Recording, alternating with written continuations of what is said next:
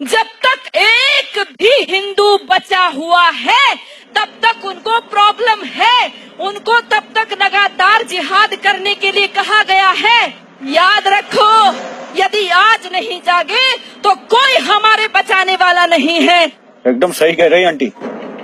मुल्लों ने ना इस देश में हमारा जीना मुश्किल कर दिया।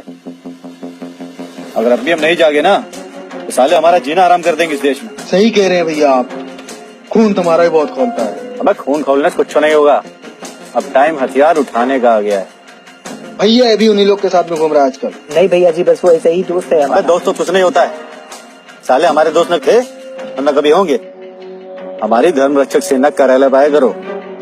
हमारा धर्म खतरे में है और अब हमें ही कैसे बचाना है। बस अब ये समझ लो, पानी सर से ऊपर चला गया है।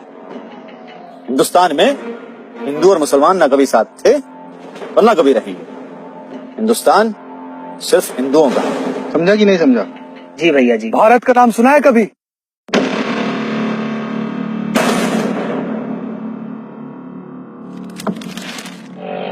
चलो आज एक कहानी सुनाता हूं तुम लोगों को।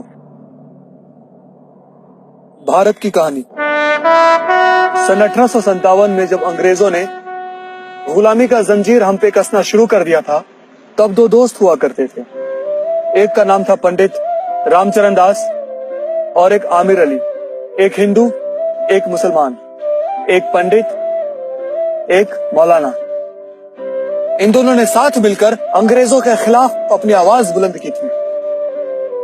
अंग्रेजों को लगा कि अगर ये दोनों धर्म वाले साथ हो जाएंगे तो हमारी लंका लगा डालेंगे। और फिर वही हुआ जो हमेशा आवाज उठाने वालों के साथ होता था। एक दिन दोनों को एक ही फंदे से एक ही पेड़ पर फांसी दे दी गई।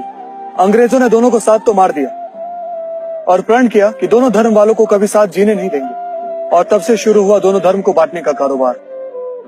और अफसोस कि अंग्रेजों की छोड़ी हुई औलादे आज भी वही काम कर रहे हैं। सेना बनाने का बहुत शौक है ना तुम्हें? कुछ साल पहले हमने भी एक सेना बनाई थी। आओ कभी दिखाते तुम्हें लड़ाई कैसे लड़ी जाती है। शेरों की फौज है हमारी सेना और हर धर्म के लोग हैं हमारी सेना में। अरे तुम्हारी सेना ने कौन सा तीर मार लिया?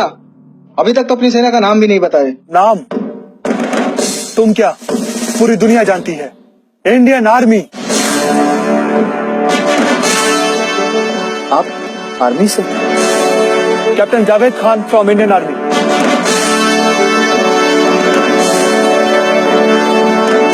हम बॉर्डर पर खड़े होते हैं ताकि कोई बाहर वाला हमारे देश को न तोड़ सके। पर हमें क्या पता था कि हमारे अपने ही अंदर बैठकर देश को तोड़ने की साजिश कर रहे हैं। और हाँ, तुम लोग अपने अपने मजहब को बचाओ, अपने मंदिर, अपने मस्जिद को बचाओ। देश की टेंशन मत लो तुम, क्योंकि उसके लिए हम खड़े हैं बॉर्डर पर। और जब तक हम खड़े हैं, हिंदुस्तान खड़ा है।